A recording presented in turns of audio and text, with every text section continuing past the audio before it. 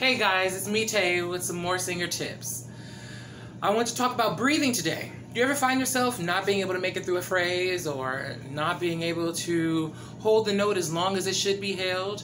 We've got to work on our breathing. Every singer should work on it. It's something that should be incorporated into our daily routines. And here are 3 exercises to help you kind of identify where the breath comes from, how to manage it, and how to make it better. All right? So the first one is to help identify where the breath comes from. We want to talk about man's best friend, dogs. We can think of terms of size, but small dogs usually breathe very rapidly and shallow, like this.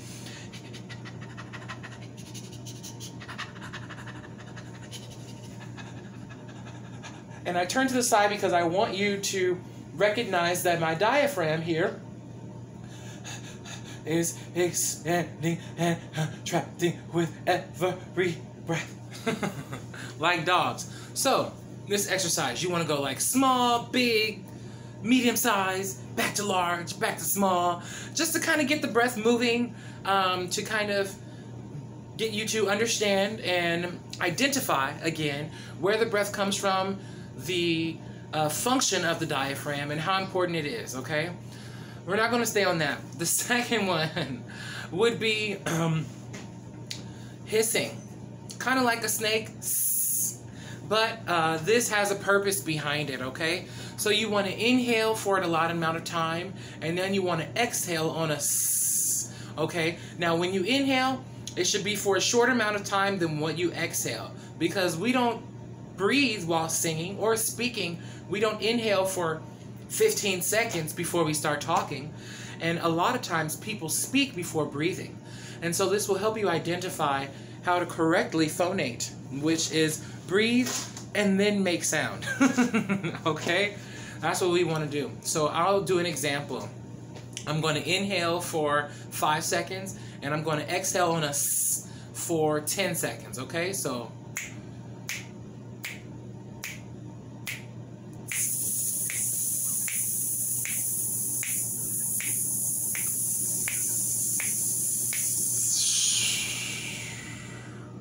now I had a bunch of air left over. Now that wasn't exactly seconds, more like counts. You can do counts, or you can actually time yourself with a watch. Timing yourself with a watch is actually really good too. You may start to kind of focus on the time and give yourself some anxiety. So you want to focus on the end goal, okay, which is getting to the end of the phrase. Let's try that one more time. I'm going to do it with the seconds. I'm watching my clock, okay? I'm going to inhale for 5 seconds, exhale for 10.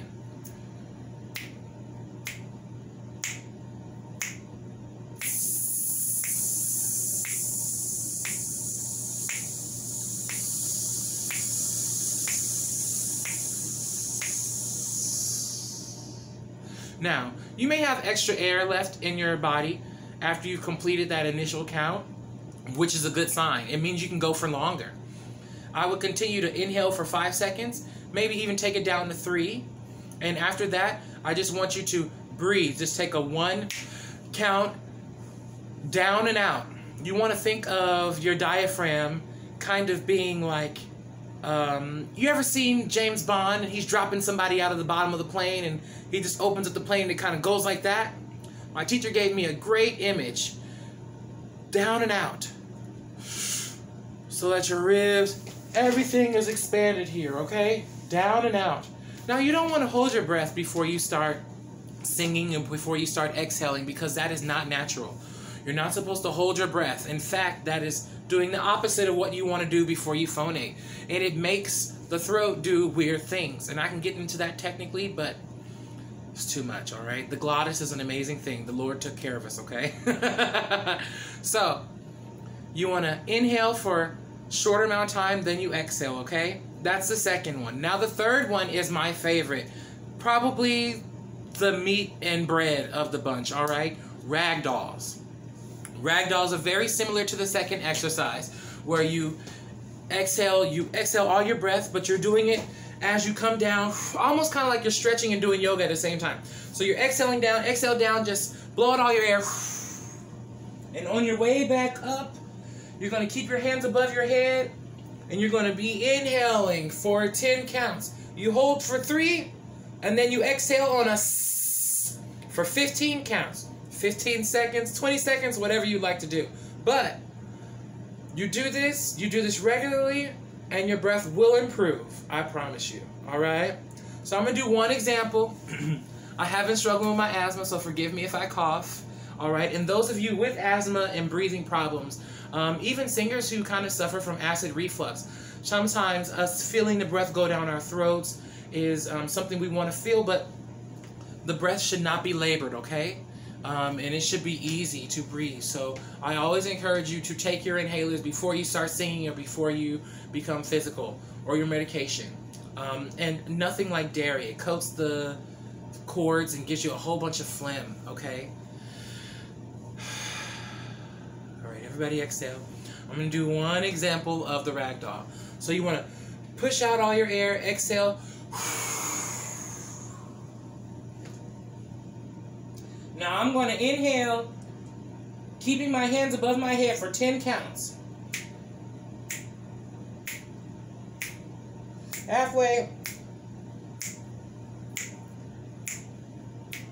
Hold. Now we're going to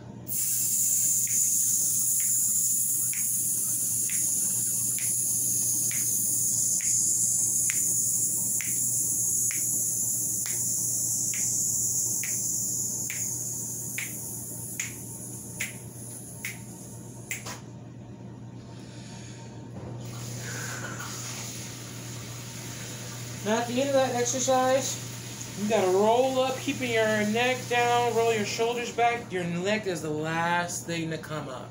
Alright? This is the stance that you really want to be in when you end a ragdoll, okay? This is the best posture to sing in. You're crowning, the top of your head is the tallest point on your body. Your feet are firmly planted below you, and you are ready to sing. I hope you enjoyed this information and those exercises. Keep working at it, guys, and I'll be back with some more singer tips. Thanks for watching Tay Talk. Bye.